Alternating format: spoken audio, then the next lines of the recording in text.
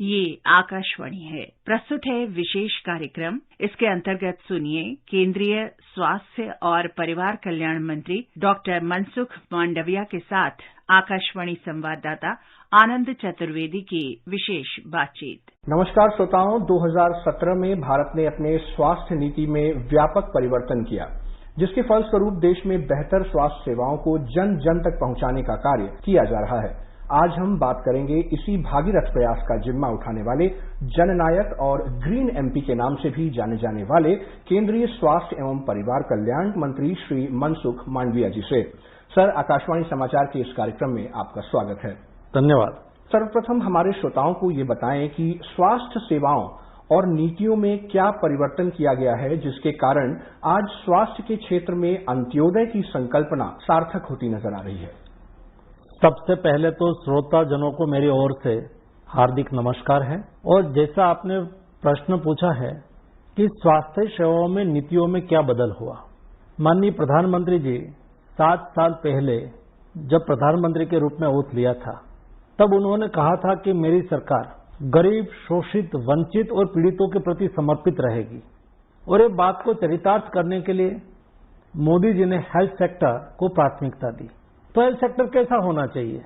क्या देश के दूर सुदूर लोगों को अच्छी हेल्थ सुविधा मिल रही है? सभी लोगों को मिल रही है? क्या हेल्थ सुविधा एफोर्डेबल है? क्या हेल्थ सुविधा एक्सेसिबल है? तो उसके सामने प्रश्नार्थ चिन्ह था। और उसका उकेल के लिए प्रधानमंत्री जी ने तुरंत ही ये निर्णय किया। और मोदी जी की एक विशेषता रही है, उन्होंने कई चीजों को कभी टोकन में नहीं देखा है, वो हमेशा टोटल में देखते हैं। कोई भी सोच रखते हैं तो कॉम्प्रिहेंसिव सोच रखते हैं, उसका लॉन्ग टर्म क्या नतीजा निकलेगा। आज हम ये डिसीजन कर रहे हैं तो ये डिसीजन का इम्प्लीमेंटेशन सही मायने में होगा नहीं होगा। फॉर एग्जाम्पल, हमें हेल्थ को एक्सेस करना है, सभी तक हेल्थ केयर को पहुंचाना है, तो 2 चीज इंपॉर्टेंट है। एक, हमारे पास डॉक्टर चाहिए, तो डॉक्टर की तो कमी है, हम सब लोग जानते हैं। कहीं हम अस्पताल चालू कर दे और डॉक्टर ना मिले तो मोदी जी ने पहला काम किया मेडिकल कॉलेज में सीट बढ़ाने का। तो पहले मेडिकल कॉलेज में 2014 के पहले केवल 60,000 एमबीबीएस की सीट थी, आज वो 1 लाख के नजदीक पहुंच गई। तो 7 साल में सीट हमने डबल कर दिया। वैसी ही पीजी सीट वो 34,000 थी, वो डबल से भी अधिक हो गई, 65,000 हो गई। तब जाके हमें स्पेशलिस्ट डॉक्टर मिलेगा, तब जाके हमें एमबीबीएस डॉक्टर मिलेगा। डॉक्टर मिल गया, और डॉक्टर मिलने के बाद हम अस्पताल में उसको लगाए तो अस्पताल अच्छी होनी चाहिए और उसका व्याप होना चाहिए। तो मोदी जी ने तय किया कि हम देश में 1.5 lakh health and wellness centre बनाएंगे। 1,50,000 हेल्थ एंड वेलनेस सेंटर, यानी कि 6 से 10,000 के पॉपुलेशन के बीच में एक हेल्थ एंड वेलनेस सेंटर, वहां हर तरह की चिकित्सा सुविधा उपलब्ध हो। नेशनल हेल्थ मिशन का व्याप बढ़ा के टर्शरी केयर में भी सुविधा देना शुरू किया।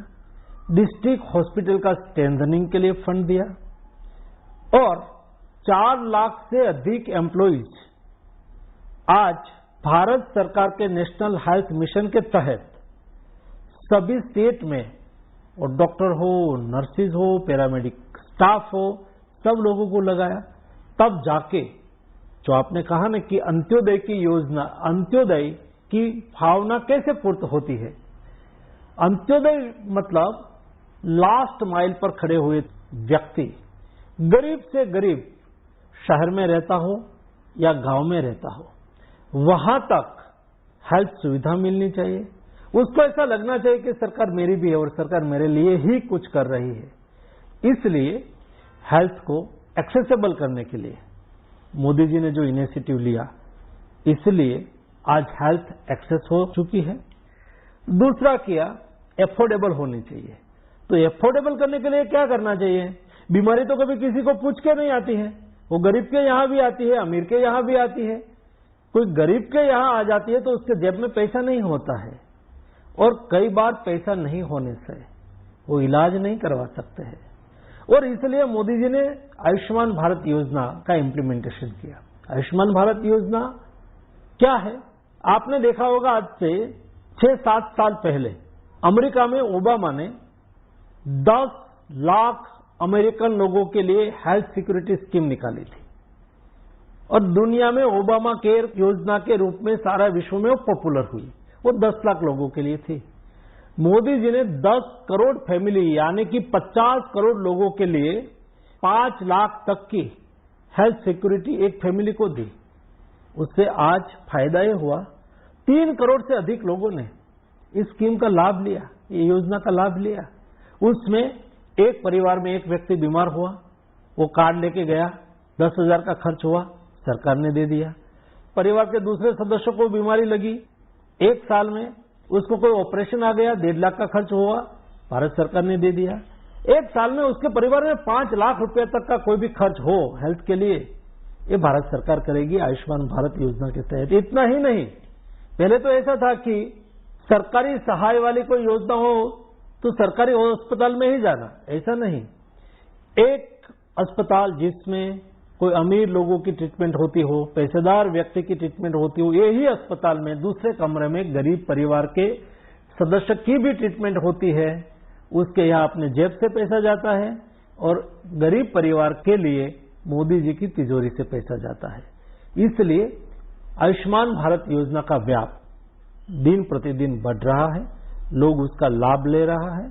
वैसा ही कई ऐसा मेडिकल डिवाइस था, फॉर एग्जाम्पल अब कैंसर किसी को हुआ और कैंसर की सारवार के लिए मेडिसिन लॉन्ग टर्म के लिए लेनी पड़ती है और महंगी होती है, तो मोदी जी ने फैसला किया कि उसका ट्रेड मार्जिन फिक्स हो, मैन्युफैक्चरिंग और फर्स्ट सेल कॉस्ट और रिटेल कॉस्ट। 10 रुपीज की मेडिसिन का कोई 100 रुपीज नहीं लेंगे, 10 रुपीज की मेडिसिन का 16 रुपीज मैक्सिमम ले सकते हैं, ऐसा ट्रेड मार्जिन फिक्स किया। उससे हेल्थ अफोर्डेबल रही। नी इम्प्लांट्स प्राइस कैप कर दिया, स्टेंट प्राइस कैप कर दिया। लोगों का माइंडसेट होता है, हेल्थ सेक्टर एक ऐसा सेक्टर है कि जिसमें जो महंगा है वो अच्छा है, ऐसी एक छवि होती है कि भाई कोई कहेंगे कि ये 100 XYZ कंट्री का बना हुआ है, अमेरिका का है, ब्रिटेन का है, जर्मनी का है, फ्रांस का है और अच्छा स्टेंट है, नया आया है, उसकी प्राइस 1.5 लाख है। तो कितना भी गरीब व्यक्ति हो और उसकी ट्रीटमेंट के लिए आए हो, उसका स्वजन ऐसा ही बोलेगा, डॉक्टर साहब अच्छा है वो लगाओ और 1.5 लाख वाला ही लगाओ। हमने तय किया कि 1.5 लाख की एक्चुअल प्राइस क्या है, हमने एसेस किया, सभी प्रॉफिट इंक्लूड करके हमने 30,000 उसकी प्राइस कैप कर दिया। आज कोई भी अस्पताल में जाओ, वहां बोर्ड लगा हुआ होता है कि स्टेंट की प्राइस 30,000 फिक्स की गई है, उससे ज्यादा कोई नहीं ले सकता। वैसे ही बैरियर मेटल स्टेंट का प्राइस 7,000 फिक्स कर दिया। तो हेल्थ केयर एफोर्डेबल हो गई। हेल्थ केयर को एक्सेसिबल और एफोर्डेबल करने की मोदी जी की जो प्राथमिकता थी, आज उसका इम्प्लीमेंटेशन अच्छी तरह से हो रहा है। सर, जैसा कि हम सब जानते हैं कि एक समृद्ध समाज और देश बनाने के लिए बेहतर स्वास्थ्य एक बुनियादी आवश्यकता होती है। भारत जैसे विशाल, विविध और बहुसंख्यक देश, जहां पर अधिकांशतः लोग आर्थिक विषमता के कारण स्वास्थ्य को प्राथमिकता नहीं दे पाते, जैसी स्थिति में सरकार कैसे लोगों तक पहुंच रही है? देश का नागरिक स्वस्थ रहेगा तो समाज स्वस्थ रहेगा, समाज स्वस्थ रहेगा तो राष्ट्र स्वस्थ रहेगा, स्वस्थ राष्ट्र ही समृद्ध राष्ट्र का निर्माण कर सकता है। ये प्राथमिकता है। इसलिए बच्चा अपनी मां के पेट में होता है, तब से हमने उसका ख्याल रखने के लिए सुनिश्चित किया है। उसकी माता गर्भवती हो, उसको न्यूट्रिएंट फूड मिले, उसके लिए भारत सरकार की ओर से मदद की जाती है, उसको सहायता दी जाती है। हिंदुस्तान ऐसी कंट्री है जिसमें 4th layer health care system बनी हुई है। आज तक इंडिया में भी और दुनिया में भी एक primary health care, secondary health care और टर्सरी हेल्थ केयर, यानी कि प्राथमिक आरोग्य केंद्र, सामूहिक आरोग्य केंद्र और डिस्ट्रिक्ट हॉस्पिटल, यही लेयर था और है। लेकिन इंडिया में एक चौथा लेयर है जो दुनिया में कहा भी नहीं है। वो हर घर जाके हर परिवार की हेल्थ के संदर्भ में देखरेख रखते हैं। ये है हमारी आशा बहन। आशा बहन 1000 पॉपुलेशन यानी कि 200 फैमिली पर एक आशा बहन होती है, हर घर की विजिट करती है।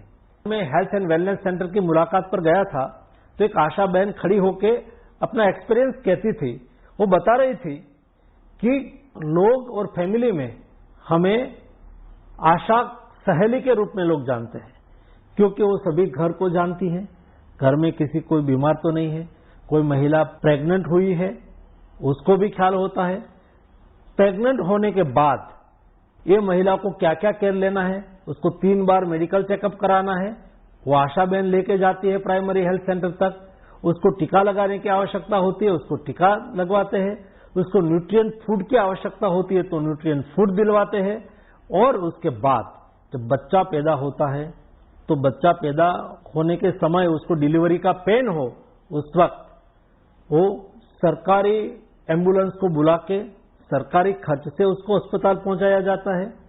वहां डिलीवरी के दरमियान उसको 1 सप्ताह रहना पड़े तो उसको भी कंपनसेशन दिया जाता है, और उसके साथ कोई सहायक रहे, उसके पति रहे, पत्नी है हॉस्पिटल में तो उसको भी मदद दी जाती है।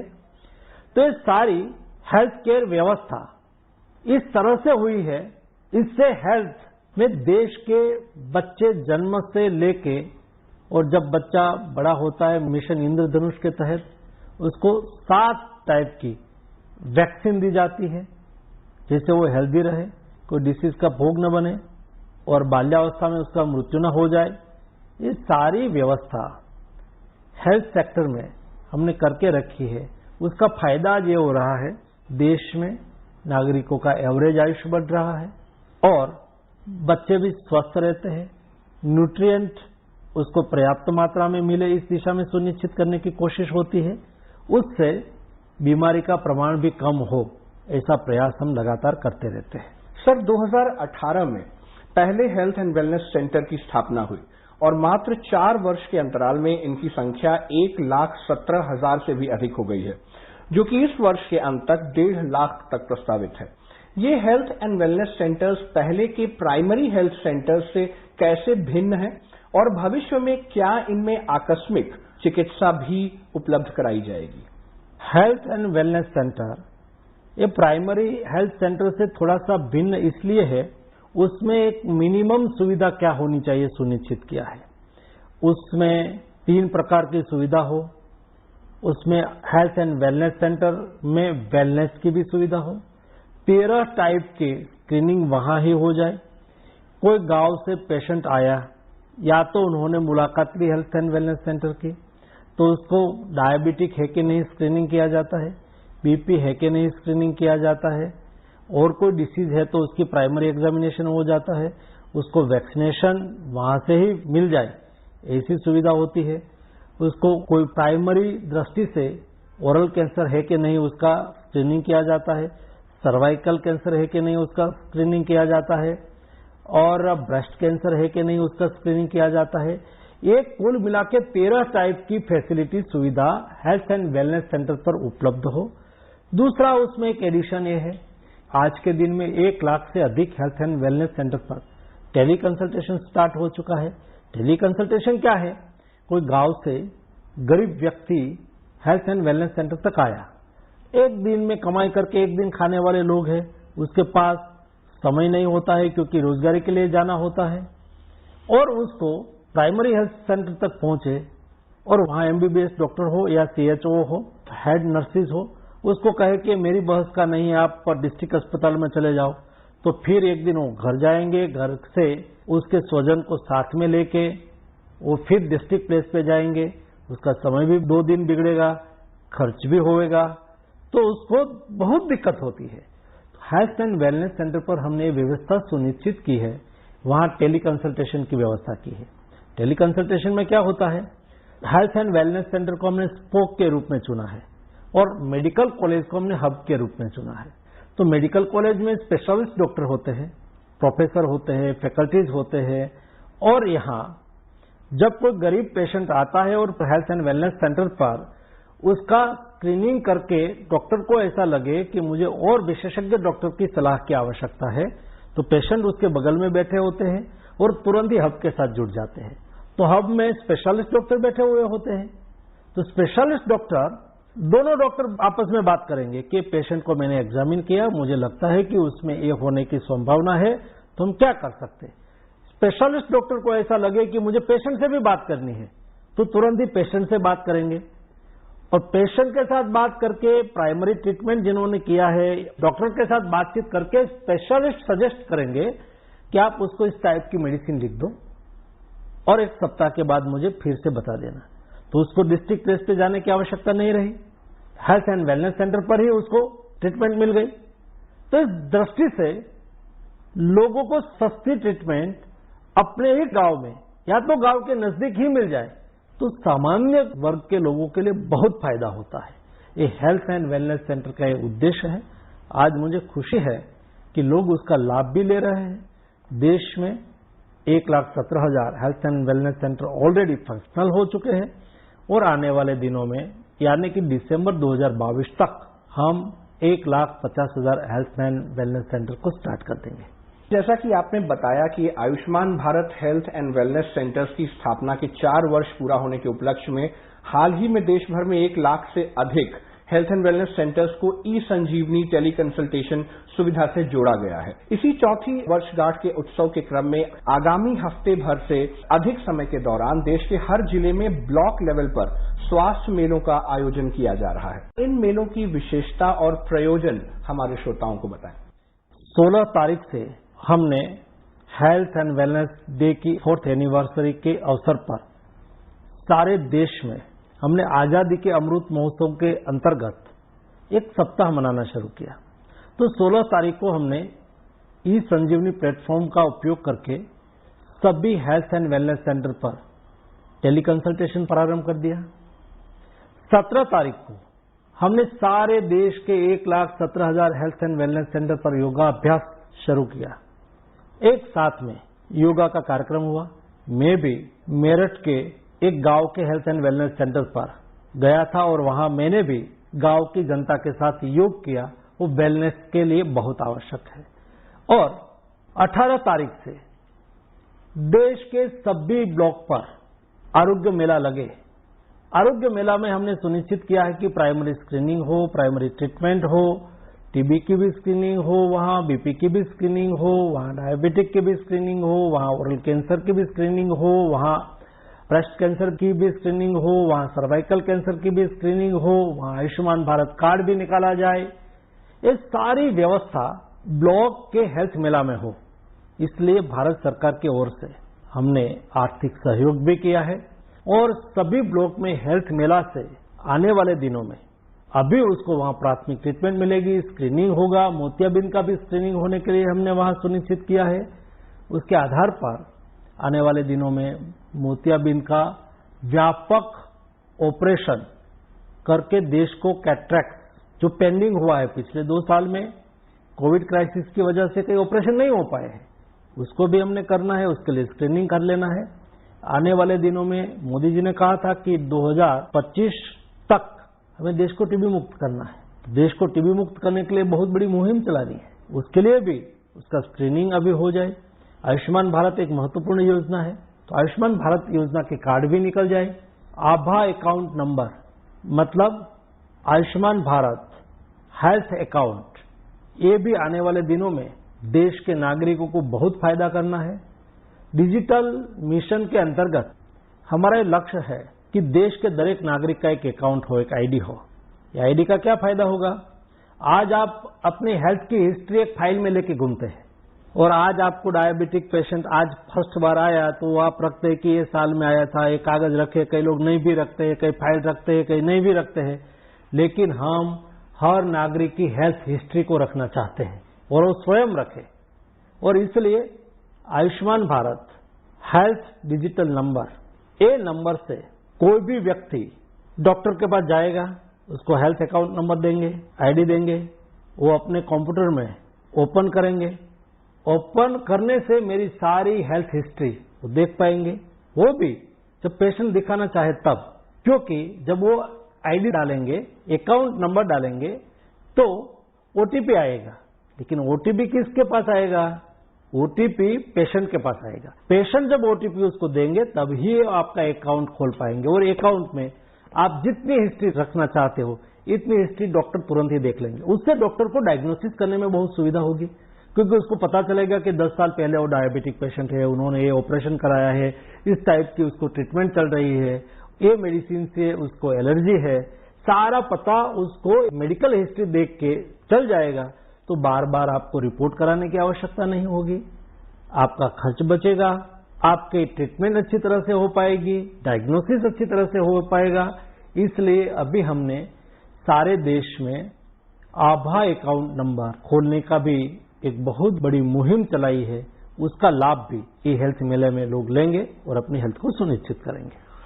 एक बड़ा प्रश्न जो सबके मन में रहता है कि भारत में स्वास्थ्य सेवाओं के विस्तार में एक बहुत बड़ी चुनौती यहाँ डॉक्टरों और पैरामेडिकल स्टाफ की संख्या में कमी के कारण भी है। इस चुनौती से निपटने के लिए क्या कदम उठाए जा रहे हैं? ये जो मैंने अपनी बातचीत के प्रारंभ में ही कहा कि देश में हमें हेल्थ केयर सुनिश्चित करनी है तो डॉक्टर की आवश्यकता होगी, नर्स की आवश्यकता होगी, पैरामेडिक स्टाफ की आवश्यकता होगी, टेक्नीशियन की आवश्यकता होगी, लैब टेक्नीशियन की आवश्यकता होगी।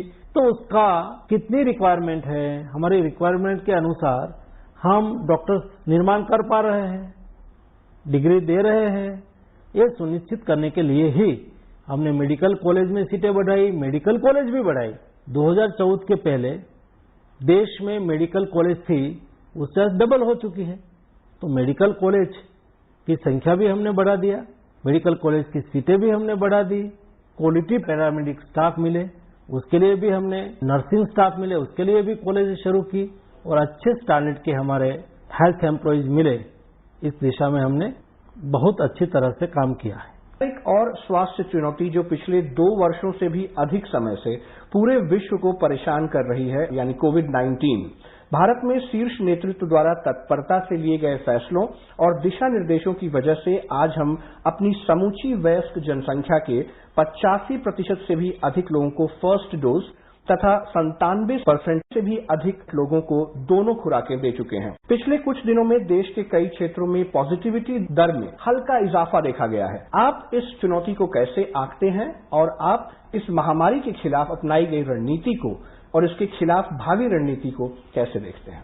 हिंदुस्तान ने ये साबित कर दिया है कि यहाँ ब्रेन पावर, मैन पावर की कभी कमी नहीं थी और कभी कमी नहीं है। सवाल है उसको प्रोत्साहित करना, उसका उपयोग करना, उसका संयोजन करना। मोदी जी ने यही किया है, यही हमारे साइंटिस्ट है जिन्होंने वैक्सीन का रिसर्च भी कर लिया, और यही हमारी भारत की कंपनियां हैं, उन्होंने मैन्युफैक्चरिंग भी कर लिया। तो दुनिया के साथ हम वैक्सीन भी लेके आ गए, और आज सारी दुनिया में इंडिया का कोविड मैनेजमेंट और वैक्सीनेशन अभियान, वो दोनों की बहुत डिबेट हो रही है। कई विशेषज्ञ इंडिया में आ रहा है स्टडी करने के लिए कि इंडिया ने कैसे ये करके दिखाया, क्योंकि एक ऐसा समय था जब कोविड महामारी की शुरुआत हुई, तब WHO से लेकर दुनिया की वर्ल्ड की एजेंसियां और वर्ल्ड के संस्थाएं वो आकलन करती थी, और इंडिया के फिगर के आधार पर दुनिया का फिगर बनेगा ऐसा था, क्योंकि India is a big country, huge diversity, 1.3 billion population.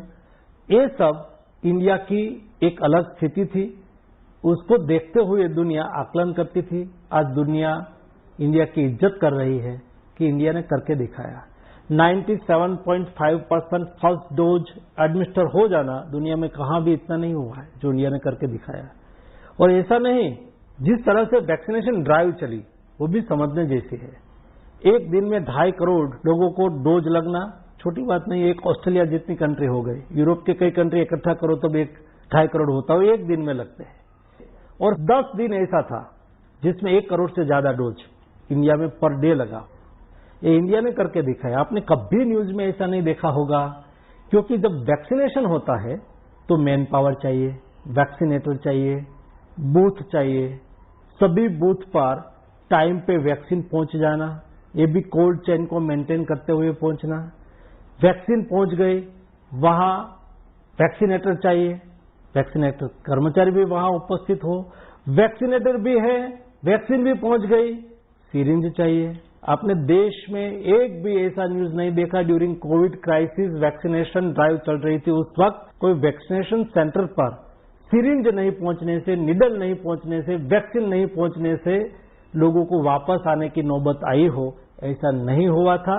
ये इंडिया की सफलता है, ये इंडिया की सक्सेस स्टोरी है अबाउट वैक्सीनेशन। आपदा में अवसर को चरितार्थ करते हुए देश ने आत्मनिर्भरता पर अभूतपूर्व बल दिया है। इसके फलस्वरूप ही सैकड़ों वर्षों में आने वाली आपदा जैसे कोरोना के खिलाफ लड़ाई भी हम जीत सके। दवाइयां, मेडिकल इक्विपमेंट, एक्टिव इंग्रेडिएंट आदि चिकित्सा क्षेत्र में उपयोगी वस्तुओं की सहज और किफायती उपलब्धता को सरकार आगे भी कैसे सुनिश्चित करेगी? उसमें सबसे महत्वपूर्ण पहलू यह है कि आने वाले दिनों में जो रफ्तार हमने हेल्थ सेक्टर में रिफॉर्म के लिए चालू की है उसको कंटिन्यूस रखना है। और उसको कंटिन्यूस रखने के लिए अभी हमें क्या क्या रिक्वायरमेंट है, अभी क्या करना है। फॉर एग्जाम्पल, हमने ये पेंडेमिक से सीखा कि आने वाले दिनों में डिस्ट्रिक्ट लेवल पर हेल्थ इंफ्रास्ट्रक्चर, ब्लॉक लेवल पर health infrastructure, diagnostic facility create करने की आवश्यकता है।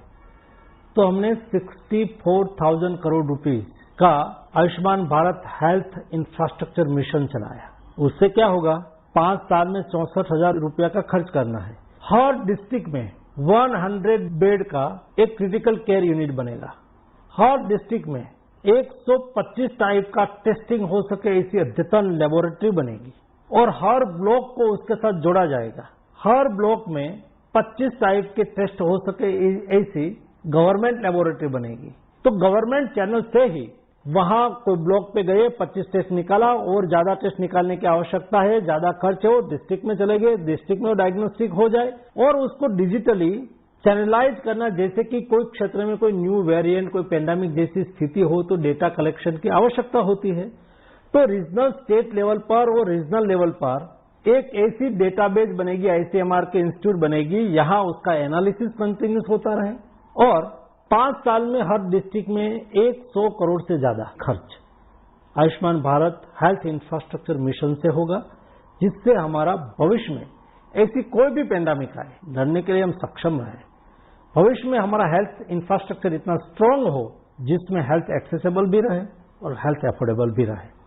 सर, केंद्र सरकार ने emergency Covid response and health system preparedness package प्रथम और द्वितीय के अंतर्गत स्वास्थ्य सेवाओं के लिए आधारभूत संरचना के निर्माण और विस्तार के लिए फंड्स एलोकेट किए हैं। 2014-15 के परिप्रेक्ष्य में आज देश प्रति वर्ष अपने स्वास्थ्य बजट में भी इजाफा करता जा रहा है। इसी क्रम में राष्ट्रीय स्वास्थ्य नीति 2017 में परिलक्षित 2025 तक देश के सकल घरेलू उत्पाद के 2.5 से 3% के व्यय के लक्ष्य को प्राप्त करने से हम कितना दूर हैं? हम ज्यादा दूर नहीं हैं। हम इस दिशा में बहुत मक्कमता से आगे बढ़ रहे हैं। उसकी परिभाषा बदलने की आवश्यकता है, क्योंकि हेल्थ एंड वेलनेस को आगे बढ़ाने के लिए केवल बजट, लेकिन बजट क्या होना चाहिए? फॉर एग्जाम्पल, आपके घर में गंदगी होगी, आपके घर में एक टॉयलेट बन जाने से आपके फैमिली को फायदा होगा, आपको बाहर टॉयलेट नहीं जाना पड़ेगा, तो उससे आपकी हेल्थ के लिए वो अच्छा है। बहन है गांव में और उसको टॉयलेट जाना है बाहर, दिन में उसको टॉयलेट जाने की इच्छा हुई, वो नहीं जा पाती थी और उसको रोक रखना होता था। उस वजह से उसको कई दिक्कतें भी होती थी। घर में शुद्ध पानी मिलना ये भी आवश्यक होता है। घर में हर परिवार को न्यूट्रिएंट फूड मिलना वो भी आवश्यक होता है। तो इस सभी को हमें सिंक्रोनाइज करना होगा कि उसके पीछे सरकार का क्या क्या खर्च होता है। एक खर्च भी एक दृष्टि से हेल्थ के पीछे का ही खर्च माना जाता है। केवल आप ट्रीटमेंट के लिए खर्च करते हो, मेडिसिन के लिए खर्च करते हो, उसको ही केवल हम हेल्थ का बजट माने, ऐसा नहीं है। तो इस दृष्टि से आज भी हम ये सारे सेक्टर को मिला दें तो हमारा बजट ठीक ठीक बढ़ा हुआ है और आने वाले दिनों में हमारा जो लक्ष्य है उसको सुनिश्चित करेंगे। सर, आकाशवाणी समाचार से बात करने के लिए बहुत बहुत धन्यवाद। धन्यवाद। अभी आप सुन रहे थे केंद्रीय स्वास्थ्य और परिवार कल्याण मंत्री डॉक्टर मनसुख मांडविया के साथ आकाशवाणी संवाददाता आनंद चतुर्वेदी की विशेष बातचीत। ये कार्यक्रम आकाशवाणी के समाचार सेवा प्रभाग द्वारा प्रस्तुत किया गया। इसे आप हमारे mobile app news on AIR और YouTube channel news on AIR official पर भी सुन सकते हैं। कार्यक्रम के संबंध में अपनी प्रतिक्रिया आप हमें ईमेल कर सकते हैं। हमारा पता है airnsdtalks@gmail.com। कार्यक्रम को दोबारा सुनने के लिए लॉग ऑन करें हमारी वेबसाइट newsonair.nic.in।